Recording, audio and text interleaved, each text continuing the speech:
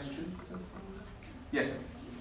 I'd like to know what's a good tip for when you need to interact with people, like when you were, let's say, theater, mystery, or something, where you actually have to interact and improvise. Yes. My mentor, Viola Spolin, is an improvisation, and she teaches a different sort of becoming involved. I'm not sure it would work as a book just to read. There's probably other books. I don't really have a good answer to that question. But once again, it just becomes about the activity. As soon as you're worried about yourself, you're out of focus. Whenever you get nervous, take the focus off yourself, put it on your problem or your activity or the partner or the person you're staring at. I had an acting teacher that say, who would say, if you ever lose it, just feel your toes. Everyone feel your toes right now. Not with your hands, just inside.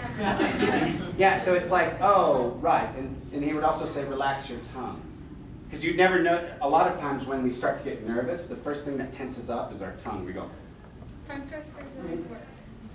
Some great tongue twisters. My children love them. Tongue twisters are another very important thing since they were brought up. If you want to become really good at speaking in front of people, pick a tongue twister and do it every single day, 12 times a day. It'll take 11 seconds to do it. Okay, maybe that's exaggeration. 11 seconds for 12 times a day. You have to be less than a 1 second tongue twister. Oh, but there's a very short one, Peggy Babcock. Peggy Babcock. Try to say Peggy Babcock 3 times fast. Ready?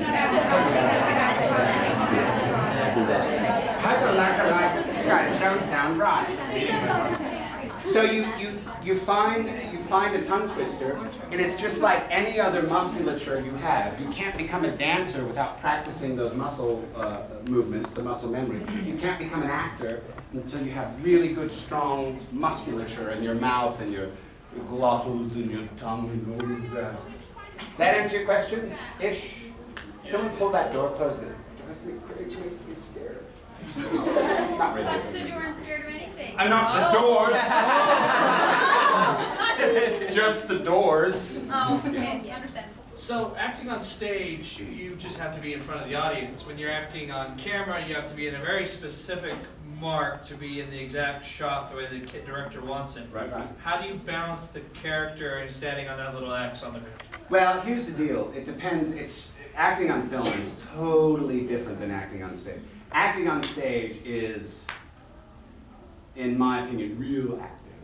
Acting on film, you can teach Britney Spears to do it. No offense to Britney, she's a lovely girl, and I think she's been horribly vilified by the press. But she's not an actor. But there are people who become brilliant actors, brilliant film actors, who if you were to put them on stage would fall apart. So the film acting is very technical. And once you get something spooky is happening.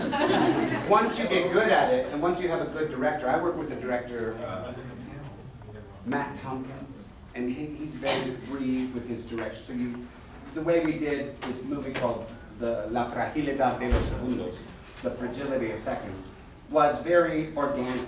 And that's the style I adopted as a director, to let the actors do things and I would place the camera around them. A lot of directors know exactly what they want the shot to look like, and so if you have enough rehearsal time, you can rehearse it and get it right. But it's also about knowing the process of filmmaking, because they'll start with a wide, like a master shot, and you got to make sure, well, I don't want to blow, my gold on this master shot. You kind of rein it in a bit. And you're going to have a close-up or a medium close-up at some point, and that's when you really start focusing. What's some advice you'd give to someone who wants to pursue a career in voice acting? Move to Dallas or LA. Start with that, and then ask for auditions. Dallas it is! Yes. Where are you from? I'm originally from Chicago. Where do you live? Now I live in Fort Worth. I'm a Texan. Fort Worth? Yeah. Dallas, Fort Worth. I was born there! It's in Texas. Yes, the Twin City of Dallas. Are you with like an agency or anything? Yes, Mary Yes. Collins Agency in Dallas. The best agency in Dallas. I have brilliant people working with me. When the agencies are able. They don't give me cupcakes. They should bring me cupcakes. Yes. Actually, because I know, like, depending on what acting stage, it's really different. But what do you prefer? Do you prefer voice acting, stage acting, or film? No, I think mostly I like sitting on the laps of Congo. Right here. We need to restrain this girl. Oh, okay.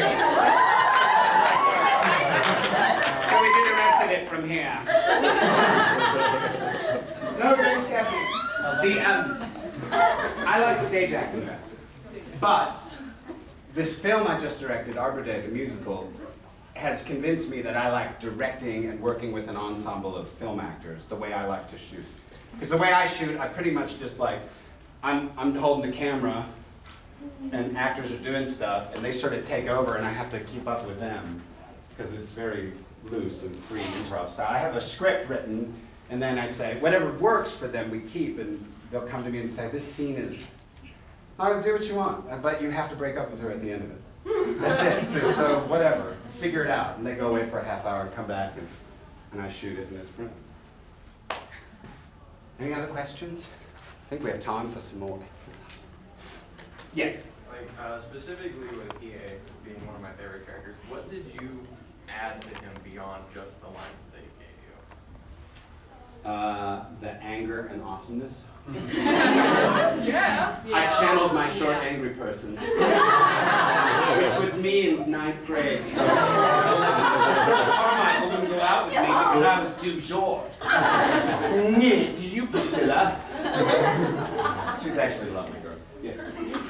With character research, with the anime specifically, because some manga isn't translated, or maybe it's hard to get a hold of some of those materials. Right. What do you do when materials aren't available from the original series to kind of help add? Well, the director usually has a good handle on it. They've trolled the forums and they've sought out the extra resources. When it gets difficult is when we're like writing Hetalia. It's like there's no way to make we had to shift it a bit to make it more American, but try to keep the same flavor. But then you're also doing like huge amounts of research on all the different countries. We're like, Sealand? What is Sealand? Looking at her, you're like, this is a real thing. What are you talking about? My little cousin is the best Sealand ever. Just Oh, really? Mm-hmm. She's so cute. I'll have to tell someone. But so Hetalia was a real challenge research-wise, but that's what makes it really fun, when you really get to dig into it. It's no fun playing a character who goes, I love this burger. Hey, I love Erica and Eric Vale. You can't diss it. Erica Vale? I love Eric Vale. I love it. Eric just directed me in a, I don't think I can say what video game it was. Aww. Something 2. I love that one. It'll be on the internet soon enough. But I played an Irish character, but so yeah, Eric's a great. Do an Irish voice. Do it. I can't do an Irish voice. It's not going to happen today. Sorry. My Irish accent. Yes. What's the craziest done to liven your character? The what? Of any character. What's the craziest thing you've done to? The craziest thing I've To bring done. your character, any character to life. Okay. You can answer my own. I'm trying to think. That's what he did. Oh, when I played Alceste in The Misanthrope, and I made them braid my hair in little cornrows with beads at the end. That wasn't really crazy though. I wanted to chip out one of my front teeth for a movie, but the director wouldn't let me. He was like, "This is low budget." I'm like, my father-in-law's a dentist. He's like, "Don't chip out his teeth." Yes. So, Buttons. if you... I'm cross-country skiing towards you. If you're so fond of Italia, why doesn't Russia like me? This is no question I can answer. You will have to talk to Russia about this. I'm sorry. You know where he is. I saw Russia outside. No. Yes. Don't knife me. When you audition and you get the role, do you think it's better to do research on the character or go into it raw so you can make it your own? Depends on the character. There's some that are coming down that you know, like Kululu. like, I better listen to the Japanese and try to embody that and make it feel like that. When it came to Italia and Austria, I was like, well, this is mine. You know, I'll do what I want with this because it's a different lens. It's a Japanese lens on all of these countries, and we had to shift it to an American lens. Because you would never hear the Japanese making a joke about dolphin sandwiches. Which we did. Especially after watching We got in Cove. trouble for it. Jamie Markey and I tried to get into serious trouble with that show. The very first screening of Italia, we got talked to by some higher-ups at Funimation because it's the first big screening, and the first joke that comes out is I think Italy comes up to Germany and goes, I brought you a present. And Germany goes, what is it, another Jew?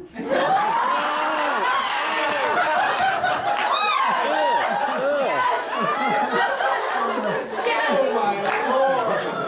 Did you just say that? And so then when we were writing season 2, I forget, I like had the first episode and the first joke. I gotta remember what it was because I had to we put alts in sometimes so that the director can go and record something that, in case we get in trouble, they can put that line in instead. But it was making a joke about that joke and getting in trouble. Forget what it was. Yes. When it comes to doing accents, how can you learn different accents and what do you do to change? This is my favorite. I love dialects. I love accents. And the key to a good accent, is to don't try to do the whole accent all at once. Because what inevitably happens if you do the whole accent all at once is that you make sound shifts that are incorrect. So that you think you're doing the accent, but you're making a vowel shift. And you start with mostly the vowels or any of the really interesting consonant changes. For instance, if you're doing Irish, if you want to do an Irish dialect, you start with the I change, the I change. So instead of saying buy, you say buy. So it goes like, so you pick one of the changes. I no longer love bunnies. And your name is not Chuck anymore either? It varies by the way. So, Can your name be Roderick now? this is the I, and this is the I. So you would say buy or buy. Buy a cup of coffee. And then coffee. What's that? The aw. Ka. So it goes from aw to ka, like an ah-h. So you learn these shifts, and there's lots of resources online. But for Irish, you start with the I. So I, buy, try. Everyone say that. I, try. And it's this I. Everyone say I. I try to buy fried tricycles. Fried tricycles? What are we at the State Fair in Texas? So if you start with one of the vowel shifts and get good at that first vowel shift and then add another vowel shift and practice it, and then you get the placement of it, because Irish is very focused forward. Yeah, all of the sound comes out the front of your mouth like this, whereas Scottish is back in the back of the throat there, you know. And so they all have different places where they land. But you start just by adding these vowel shifts together in the consonants until you have the complete picture. And the great thing about a dialect is if you get one of the vowel changes, like this I vowel change down really well. I try to buy things when I go outside. All I made in that sentence, I tried to buy things when I go outside. All my shifts are only the I's. I made none of the other shifts that you should make. So you can give the impression of a dialect just by being really good at one of the shifts. And the other thing to remember is that dialects, there's a massive range in dialects. Some Irish, there's 17 different dialects of Irish. So you can make it your own. Yes? So do you find yourself slipping into accents when you talk to someone with them? Oh, yes. I do too. I do that all the time. I also have different Starbucks. I have my Russian Starbucks, I have my Irish Starbucks, I have my Scottish Starbucks, and I have my deaf Starbucks. I think I'm Irish. No. No. No. 5 minutes, they said. That's all right. Yes. Do you ever like trick people into thinking you really are like Irish? Oh yeah, all the time. Yeah, all the time. And that's one of my favorite things to do because it's just so interesting for them to be like, I waited on a guy today and he was from Ireland, but he wouldn't say where he's from. He just kept saying he was from Fort Worth. Because I don't lie. They're like, where are you from? I'm like, oh, Fort Worth. Over on the east side. No, really, where are you from? Oh, originally I was from Chicago. Well, I mean, I can hear it in your voice. Oh, that's the Chicago. Yes. Okay, my best friend really wants to go into stage acting and musicals. What do you think would be the best advice besides going to Los Angeles or Dallas? Are they going to go to college? Yes. Just study hard in college. Don't get into the drinking, crazy debauchery. Yeah, the weird thing in my college, everyone was like, party! And I was like, Shakespeare! So if you get, I mean, it starts right away. So just do it all the time. No one is stopping anyone, anywhere, from doing acting anytime. Not now with YouTube. Everyone's an actor, right? Yeah, totally. Yes. Thank you. I have 2 quick ones. One, first, what class would you go to in college for acting? Are there specific career colleges for film, or like? Yeah. I went to, there's basically 3 different flavors of acting colleges. There's like state schools, and a lot of the state schools have great acting programs. So like Michigan State has a great acting program. Northwestern has a brilliant conservatory program like DePaul. And I went to a conservatory program, and that's where they dip you in acting and hold you under till you drown and die. Which is probably better. It's a blast. Yeah. I went from 8 in the morning till 11 at night doing acting for 3 years till I quit because I had to go work at the Steppenwolf Theater, which is a really famous theater in Chicago. And then I went back and finished my degree, young children. So it's like, good job! You go for theater or film? Yes. You can, I personally would go for, well, it depends on what you like. If you go for theater, you learn a lot of theater skills. If you go for film, you're more likely to, if you go for theater, because every actor has to have extra jobs. If you go for theater, you're going to be doing puppet shows for children, like I do, still to this day, for a hospital. You know, we do puppet shows, and you make money that way, or you teach acting classes. If you go the film route, you end up as a production assistant, or in a film crew, or teaching a film class, whatever. So it just depends on what you like more. Oh, and then my other quick question was, what method do you use to get into the moment of the character? I primarily practice. It's the dialects. It's an improv technique, and it has to do with the space and being physically. I mean, if you can see, I'm very physical. It's all, for me, it's all about being physically connected with my whole body to this, so that my whole body radiates the energy to where it needs to go. Because some people use imagining the character as like someone you need to reconcile with, and then they use that method to kind of make it seem more natural. But do you just use the physical to make it seem? Yeah, I just physically, and it's just the power of belief. You just have to trick yourself. And if you can trick yourself, I'm this person, then you'll just be that person. The only time it gets hard is when you're asked to audition for something that you're not particularly interested in. So you have to be like, I'm a farmer on a ranch. You gotta bring your own thing to it. So always do your own thing. Couple more questions. Yes? Who's your favorite actor and or voice actor? My favorite voice actor is Lucy Christian. She taught me a lot. One day I directed her. She's amazing. I directed her, and I was subbing for a director, and I watched her in the booth, and I was like, oh, crap, I gotta do better. She was amazing. Vic's taught me a lot. Chris Savage taught me a lot. As far as regular actors, Daniel Day-Lewis is a brilliant, brilliant actor. Annette Bening is a brilliant actress. There's so many. Chuck Huber. Chuck Huber's my favorite.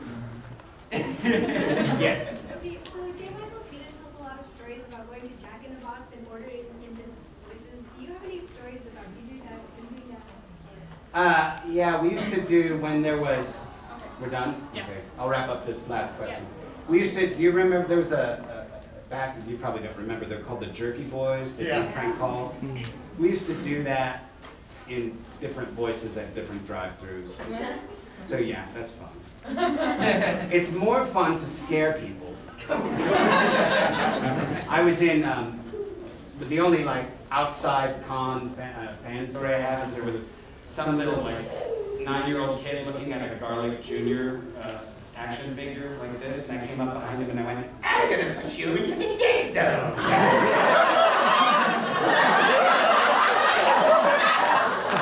And then I gave an autograph and his mom was really good. But that's it for now. We gotta wrap up. Thank you so much. I can talk and it's not good. Wow.